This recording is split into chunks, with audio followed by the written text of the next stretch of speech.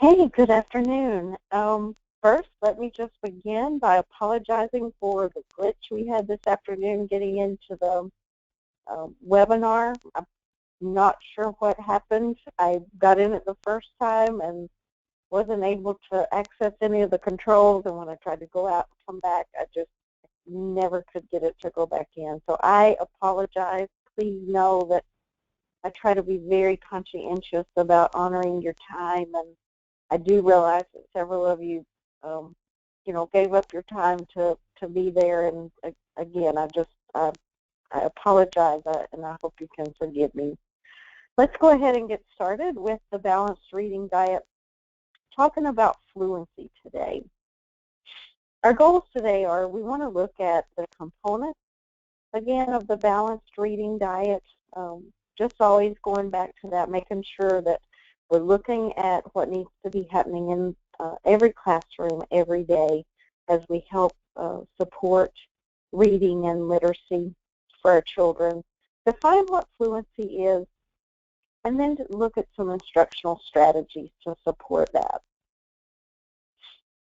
Literacy, of course, we've used this definition every time, is just the ability to receive information, which happens through reading and listening, and to share information, which happens through writing and speaking. And it really is in order to connect with others, with our surroundings, with our community and the world in a meaningful way. And here we have our balanced literacy diet, what that looks like. And if you remember from the webinars previously, that when we look at this graphic, we do see that they're all equal. We see that they're interconnected. But when we start looking at those clusters and objectives, we see that reading has a lot more. There's just a lot more pieces to reading that have to happen in order to support that whole literacy diet happening. And this is just another way of looking at it, all of the parts that have to take place in order for reading and comprehension to happen. So looking at the beginning reader diet, in our last webinar we looked at an emergent reader and how different the diet is for that emergent reader, and the way you support that type of reader is really different than the beginning reader. When you look at this menu and this diet, you'll see that there are 4 components. There's the fluency, the word study, comprehension, and writing. But when you take a look at the time spent, again, which is just in percentages, so 40% is fluency. The majority of your time is focused on fluency, because that really is the determining factor for a beginning reader moving to a transitional reader. And at that time, the diet changes. You're not spending the majority of time on fluency. You spend the majority of time on comprehension. So with the beginning reader diet, again, we have 40% of our time would be spent on that. And just to give you some idea, I didn't put in specific minutes because I know that, schools, counties have different time allotments. And again, it's always very helpful to think of it as a reading day. All throughout our day, we're helping support our children interact with text. That's across content, not just in a reading block. But, let's say you have a specific amount of time that you're devoting just to reading itself. So, for instance, if it were an hour, then 24 of those minutes would be spent on fluency. So, nearly half of your time needs to be spent on fluency strategies. Fluency, again, is speed and accuracy. And if you ask your children about, what does that mean to be a fluent reader, probably most of them in their minds, that really is just about speed. I just want to read faster. But you know, one of the things that will help your kids is if you can help them know that it's not really about going faster. It's more about the development of prosody. And boy, I would use that word with them. You know, your children really like those unique words and, you know, words that kind of pique their interest. And prosody is a great one. And let them know that prosody is when you talk about being able to just read naturally so that it sounds just like you're having a conversation. It's where we get the word prose from. And, you know, you can help them make those connections. But we are looking for speed, of course. We are looking for accuracy. But we're also looking for children to just have a natural speed as they read, and to kind of take the pressure off of them trying to sound out each and every word until they just have some automaticity about their reading. Now, in general, there are two types of fluency instruction. One of them are repeated readings of text that students have been prepared to read, and so that they can read more fluently, that, you know, you've given them some practice, time to read and reread it. And then another is following along in a text that's being read by a fluent reader. And that can be, you know, someone reading aloud live, you know, an actual person. That can also be, I know most counties have just adopted their new textbook series. And generally, your textbook series will have recorded readings. That's a great way. If you do centers in your room, to have one center where they are, you know, they have their textbook, the recorded reading is playing, and they're following along in their text. And let them know that's the critical aspect of this, is as they follow along and they, you know, hear a fluent reader reading, and it just kind of forces them to keep up the pace as they follow along with their eyes, and trains them to move in a, you know, in a faster speed, but just at an appropriate rate as they follow along with someone who's reading aloud. I know that we've talked before about the need to make sure that we are doing about a 50-50 split between informational text and narrative text. And we can use both of those types of text to increase fluency and to develop fluent readers. And some different ways here: reading to them, reading with them, listening to them read, and reading alone. When we read to students, of course, that would be doing a read aloud. Whether you're doing it, whether they're listening to a recorded reading, whether you're having guest readers come into your classroom. I just heard this is a really cool strategy that you might think about doing. If you're familiar with the new app called Periscope, I know a lot of organizations are using it now, and it's where you can do a live video, and it streams on that app. And so, you know, any device that a person has, they can download that app. It's free again. And what one school's doing is they're having their principal one night a week read a bedtime story to all their kids using the Periscope app. So the children can, you know, get in front of the computer, or if their parents have a cell phone or another type of device, then from the Periscope app, they can actually see their principal reading them the bedtime story. So again, there are just a lot of creative ways to do read alouds and just foster that love of reading for your children. Reading with students. Choral reading is a great way, and the children always, when I was in the classroom, my children always seemed to really respond to that. because I would tell them, I'd say, you know what, I want to be able to close my eyes and it sound like one voice.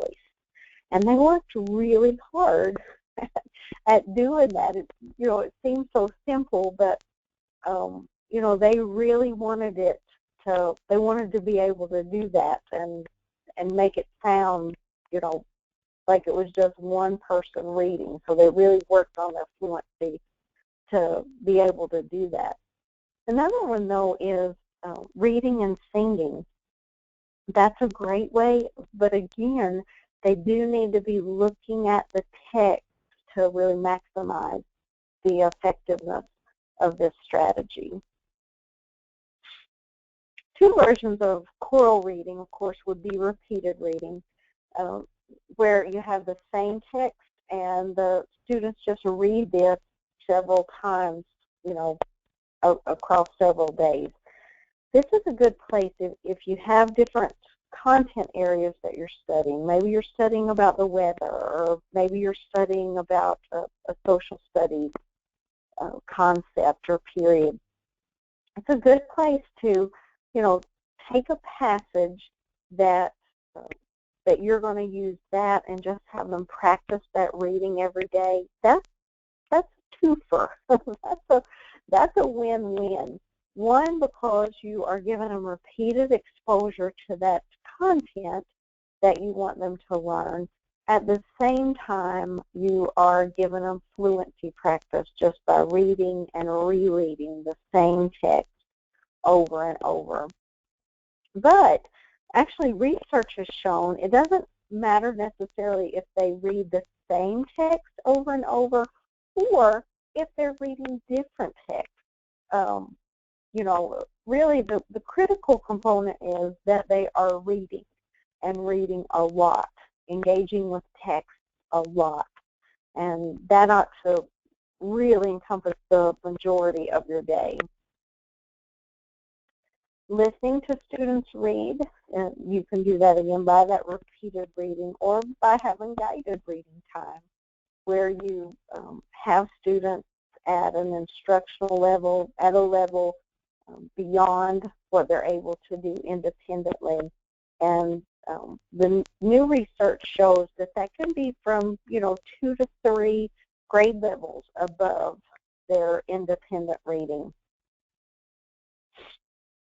And then students reading alone independently. It can be completely independent with deer time, where they drop everything and read. So they're doing self-selected books and reading by themselves. Or it also counts if they're doing paired reading or buddy reading, where they're getting together and like one student reads a page, the other student reads the next page. Or you can also have them kind of tutoring each other. So you might put a reader that's a little stronger with one that's a little weaker, and allow the stronger reader to kind of tutor the other one. If you have volunteers that come to your school to help, having them just take a child out and do that, a buddy read or paired reading, is a very effective way of supporting their fluency. And I know a lot of times we think, well, gosh, we really ought to be working on those skills. Well, remember, the majority of your time needs to be focused on this skill, because this skill, fluency, is going to support all those others happening. So that's a really good use of time, is having students read with a volunteer. Now, I do think this is interesting, and I've taught several different grade levels, and I've heard parents remark about this, like, but gosh, last year my child didn't have any trouble reading. And so it's important for us to be able to articulate to parents that text increases in complexity, and that word should be text, not text. I'm sorry. But that text increases as we move from grade level to grade level, even as we move across content. and different types of genre. So just because they're fluent in one grade or in one subject area doesn't necessarily mean they're going to be fluent in another. So it takes practice all across content, all across different genres to ensure that fluency is building. And again, this just goes back to what we said from the beginning, that indicators of fluent reading are the pace, so their speed is important, trying to increase speed, but we're also looking for accuracy and prosody. One of the things I would encourage you to think about is there's nowhere that I or the department has posted necessarily a number of words per minute. And the reason is, I think the focus needs to be, again, on just it sounding very natural. Some of your children, and I'm sure that you can think of some automatically, some of your children naturally speak more slowly. And so they're not ever going to, have a really fast rate of speed, but they can still be considered fluent if it sounds like their natural speech. So I wouldn't get so hung up on numbers as much as just having them know that it needs to sound just like they're talking and having a conversation. Some strategies that you can use for fluency are timed repeated readings, paired readings, like we said. Reader's theater is, I'm telling you, that is a miracle worker. I've had some reluctant readers in my class before, never wanted to read aloud. Other than like in guided reading time, they were just really insecure about their reading ability. And I would start a reader's theater, and assign them a part, and it was like a different child, because all at once they took on the character.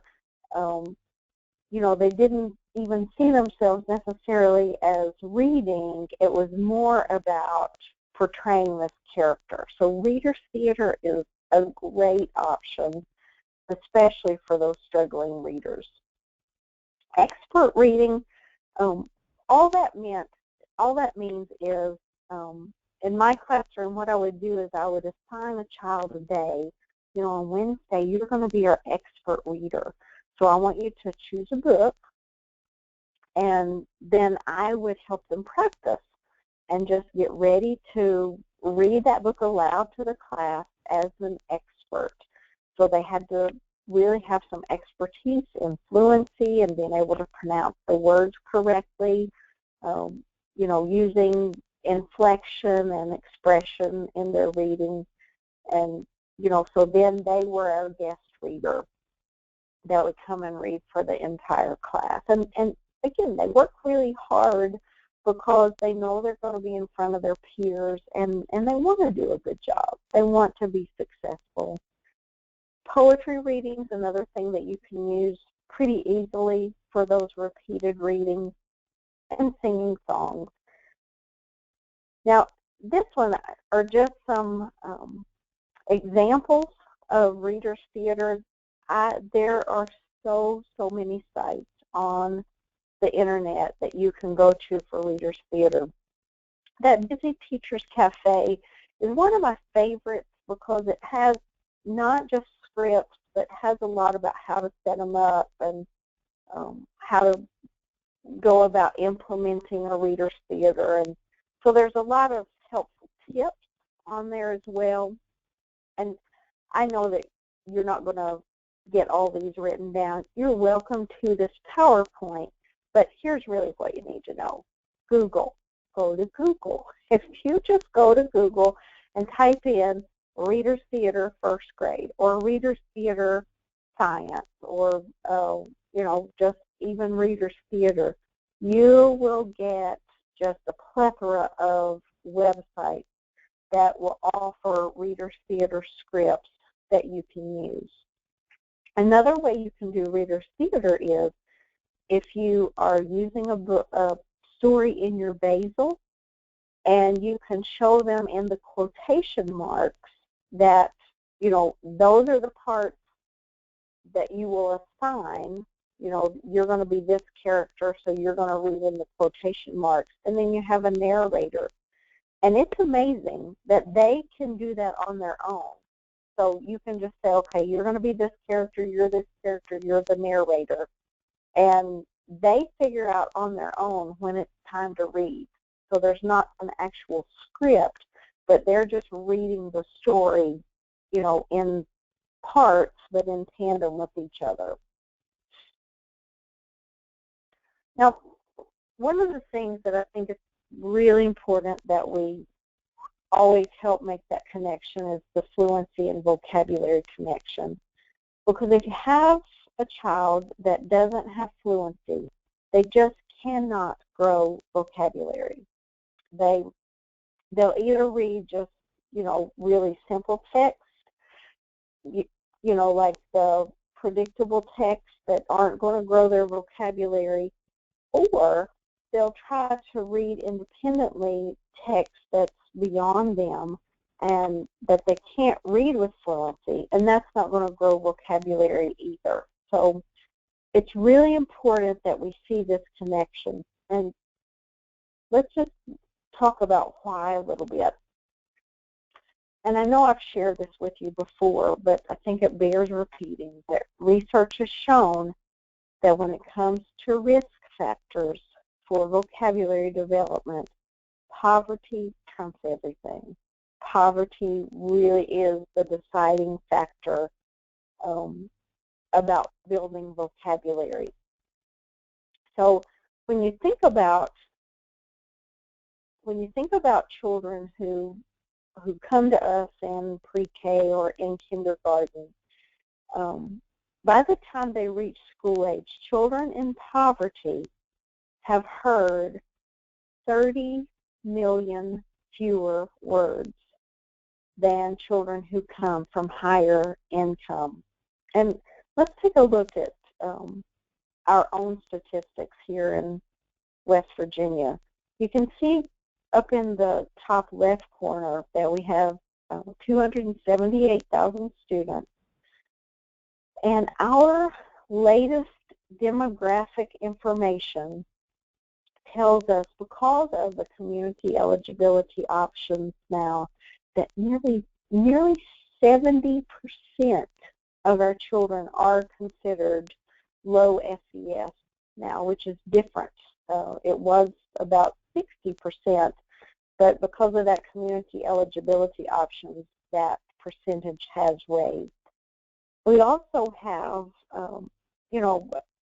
20% of our kids that deal with disabilities, and then we also have, just a huge number of our children, about 10%, that deal with both of those.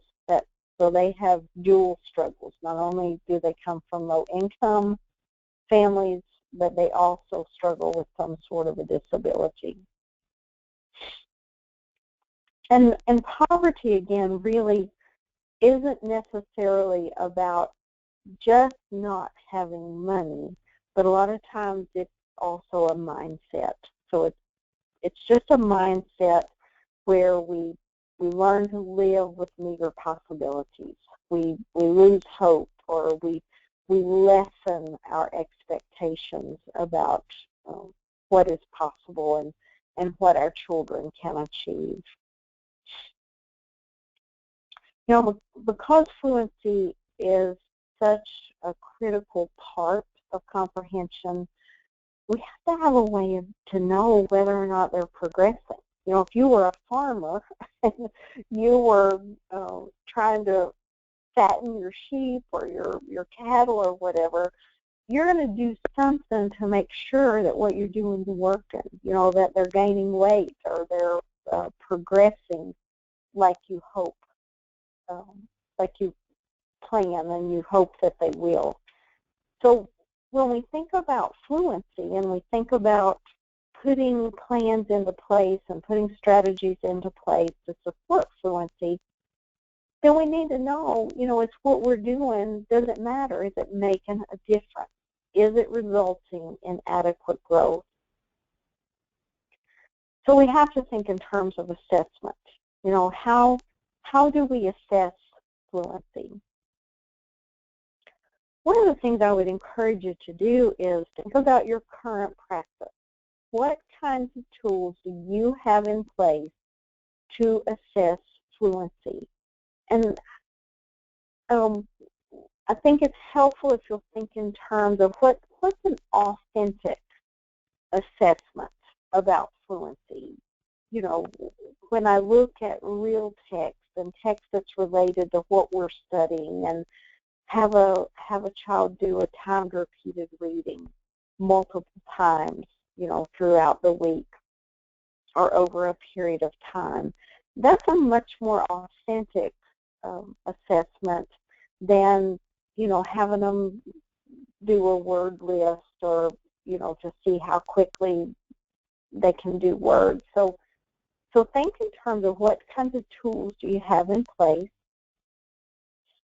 and then think about what makes sense. How often am I doing it? What kind of evidence does that tool give me? Because there are some tools that you can use that will assess fluency. It will, assess their accuracy about reading, their phonological awareness or phonemic awareness. I want to know also what standards are supported. So if I can use one tool that will give me information on several standards, I, myself, would much rather do that than have to do one for fluency, one for spelling, one for, phonemical awareness or phonics, and have all these different tools that I have to use to gather pieces of evidence individually. So, again, just think about what makes sense, and then this one's the most important. What happens with that evidence that I collect? What am I doing with it? Am I seeing that they're growing? And if they're not, do I have some support that I can put into place to support them making adequate progress? Some considerations, and I think I've said this in every webinar, but I just think it's so important. Always start with a relationship. And I know we're talking about fluency, but I'm telling you that any time when you're dealing with people, the basis and the foundation of success has to do with relationships. And really, do I demonstrate that I value them and I value the success of my children, and I'm respectful to them and I'm respectful of them, and that my heart and my actions demonstrate that, boy, I'm for you. I want you to succeed, and I'm not gonna give up on you. I'm going to do everything within my power to see that you grow and progress and move towards mastery of the standards. And of course, speaking of standards, you always have to begin and end with those. Our standards are very clear about what the goal is. And if you think in terms of the goal, where I need you to be by the end of the year, then, working backwards is helpful for me to, put some mini goals in place. Well, if I need you here by the end of the year, here's where I need you by the end of the first semester. So here's where I'm going to by the end of, the first grading period. And then think about what evidence is acceptable. What kind of evidence do you need to see or to gather in order to be able to say with confidence, I know exactly where they are as far as their fluency. I know exactly where they are as far far as their comprehension or whatever it is that you're assessing. And then most importantly is that you're always working towards mastery. So it's not really about like having a scope and sequence in place that we worked on fluency in October and now we're moving on. That has to be worked on continually, the majority of our time spent working on it, in order for that child to move to a different type of reader, to move into being a transitional reader where, again, the focus becomes comprehension. Here are some possible resources, ways to gather evidence.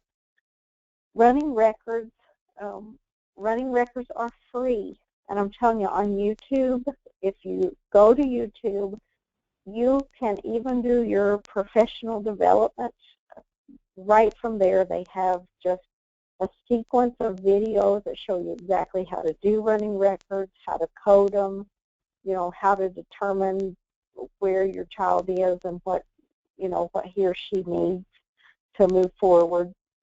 PALS is another resource that you might use. QRIs are, pretty in-depth and comprehensive. Book Buddies is another option for the younger readers. Dibbles, I know a lot of you use Dibbles as well. And then, once you have a child that has become a fluent reader, that's when they would be considered a transitional or an instructional reader. And this is the place they're going to be, from then on. So at this point, that's when the, time spent or the diet changes. Then the diet becomes heavily focused on comprehension.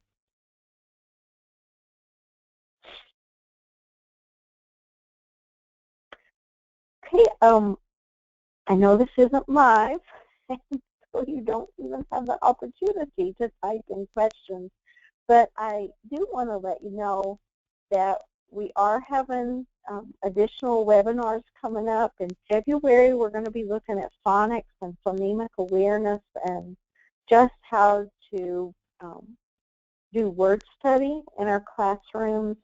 March, we're going to be looking at comprehension. April will be on writing, and then in May we'll be studying vocabulary.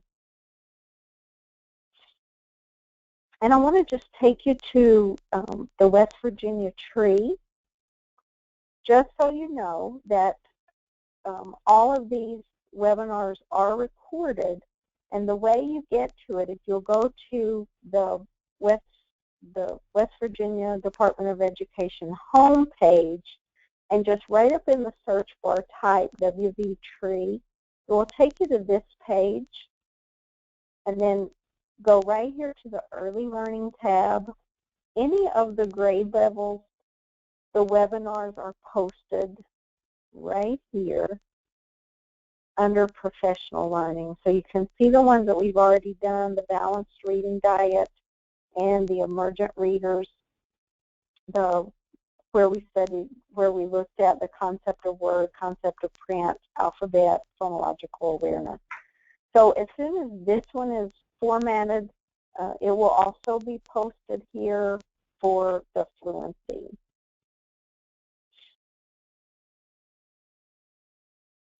And again, I know you haven't had an opportunity to ask questions. Here again is my contact information. That's my email. That's my office phone, as well as my cell phone number. You are more than welcome anytime to email me, to call me if you have any questions, any resources that you need, or just any way that I can support the work that you're doing. And as always, I just want to thank you and encourage you again that the work you're doing is so important. And I'm so appreciative of the investment that you are putting into the lives of our children here in West Virginia. it makes a difference. I know you don't always see that, and you don't always get that immediate feedback and evidence that what you're doing is making a difference, but it is. And I want you to know how much I appreciate it and just really am grateful for the work that you're doing. Thank you so much for joining me today. I hope you have a good evening.